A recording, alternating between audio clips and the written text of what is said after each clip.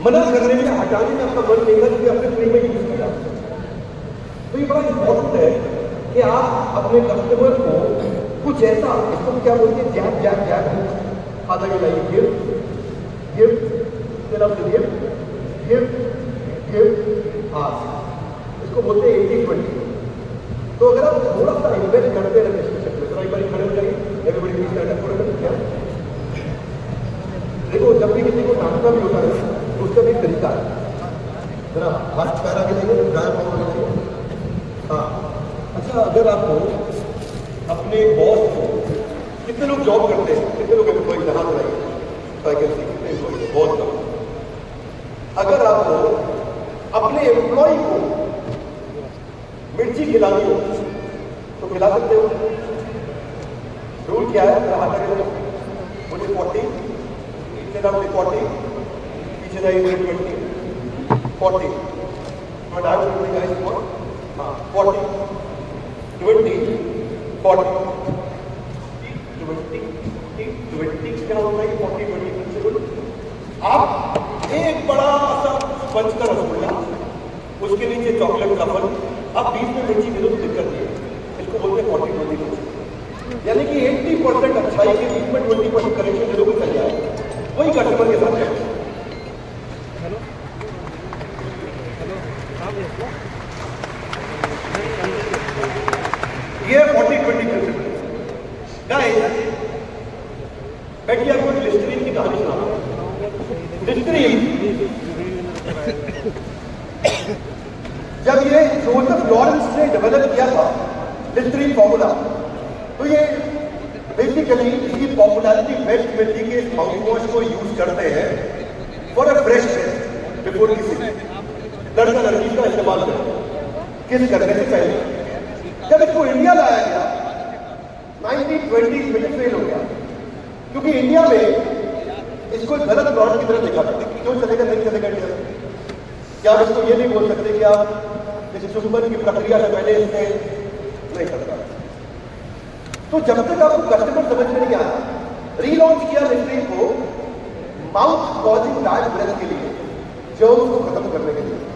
जब दोबारा लॉन्च किया तो आज भी इसको antiseptic treatment for bad breath की तरह ही चलाया जा रहा है इंडिया में, जबकि वेस्ट में इसकी पोजिशनिंग अलग है, कस्टमर के हिसाब से पोजिशनिंग की जाती है। बिस्लरी जब आया तो प्रिडिक्टिव एडॉप्शन पे आया। क्या किया चौहान साहब ने, इसको समझा। बिस्लरी जो था ना, ये लॉन्च किया गया था इटालियन केमिस्ट के द्वारा, जिसका नाम था सिग्नल बिस्लरी, और ये हैंगओवर हटाने के लिए होता है। इंडिया में नहीं चला। एक तो इंडिया में लोग शराब पीते नहीं ज्यादा, और जो पीते हैं वो चाहते हैं उनको हैंगओवर हो। ये कह रहे हैं चढ़ी हुई उतारने के लिए, वो कह रहे हैं हमें चढ़नी नहीं है, तो और चढ़ी हुई उतारने को बोल रहे हैं। ऑस्ट्रेलिया जाते हो आप, यूरोप जाते हो आप, आपको स्ट्रॉन्ग बियर नहीं मिलती, बियर ही होती है, लेकिन इंडिया में स्ट्रॉन्ग बियर का कल्चर है, कोई चढ़नी नहीं है। तो जब ये लेकर के आए अल्कोहल हैंगओवर रेमेडी के लिए, फ्लॉप हो गया, चला नहीं। क्योंकि यहाँ पे इन्होंने जब इसको चेंज किया और उसकी पोजिशनिंग करी, पहले था इसमें सिंकोना, हर्ब, आयरन सॉल्ट, ताकि आपका हैंगओवर चढ़ गया उतर जाए। तो यहाँ आदमी या तो चाय पिएगा या पानी पिएगा, तो मार्केट छोटी है, लेकिन अगर पी भी रहा है तो उसको उतारने नहीं है, उसको चढ़ा दिए। तो जब तक कंज्यूमर नहीं समझ में, 1965 में बिस्लरी का पहला वाटर प्लांट खाने में चक्कर किया गया, फेल हो गया, ये एकदम फेल हो गया, चला ही नहीं। और पानी सब जगह बटलर में मिल ही रहा था। तो उन्होंने फॉरेन टूरिस्ट को ट्राई किया, 5 स्टार होटल में, रिच फैमिलीज को ट्राई किया, एक्सपेंसिव रेस्टोरेंट को ट्राई किया, नहीं चला। इतने में रमेश चौहान ये समझ गए बात, और इन्होंने क्या किया, रमेश चौहान ने केवल 4 लाख रुपए में बिस्लरी का प्लांट 1970 में खरीद लिया। और 4 लाख में खरीदा इसलिए कि ये मेरी इन्वेस्टमेंट 1970 में काम नहीं आएगी, 1990 में काम आएगी, तब तक मैं इसको रिच एप्रोच से चालू करूँगा और बिस्लरी स्टेट को तैयार करूँगा। आज बिस्लरी इतना बड़ा हो गया, वो टाइमिंग के हिसाब से काम किया, इतना बड़ा हो गया कि आज पार्ले का ये ब्रांड सबसे ज्यादा फेक बॉटल्स, दूसरी बेस्टरी, ब्रिस्लरी, ब्रिस्लेई, ये सब इसीलिए आते हैं, फेक प्रोडक्ट इसीलिए आते हैं, इसके ओरिजिनल में दम होता है। फिर किसी के हाथ में किसी को ओरिजिनल बना देता है। तो अब टाटा ग्रुप 7,000 करोड़ में बिस्लरी खरीद के डाला। आज ये बोलते हैं कि टाटा की मुझे गाड़ी की पसंद है, ये बिस्लरी को और अच्छा चलाएंगे। इसको बोलते हैं प्रिडिक्टिव एडॉप्शन। क्या प्रिडिक्ट कर सको कि फ्यूचर में क्या होने वाला है? आता कि नहीं? आता कि नहीं? अडॉप्शन कर्व, जोर से बोलिए, अडॉप्शन कर्व। तो कभी कभी आपको महीने में 2 दिन अपने निकाल लेने चाहिए ऐसे, जिसमें केवल आप अगले 5 साल और 10 साल की प्लानिंग करें, 15 साल और 20 साल की प्लानिंग करें। महीने में 2 दिन निकालें अपने ऐसे। ये तो क्या है, बिजनेसमैन ना, एंटरप्रेन्योर जो ऑपरेशन में फंस जाता है वो जिंदगी में धंधा बड़ा नहीं कर सकता। ऑपरेशन में फंसने वाला बिजनेसमैन कभी धंधा बड़ा नहीं कर सकता। इंटेलिजेंट आदमी ऑपरेशन से बाहर आता है और खाली विजन पे काम करता है और एग्जीक्यूशन की टीम तैयार करता है।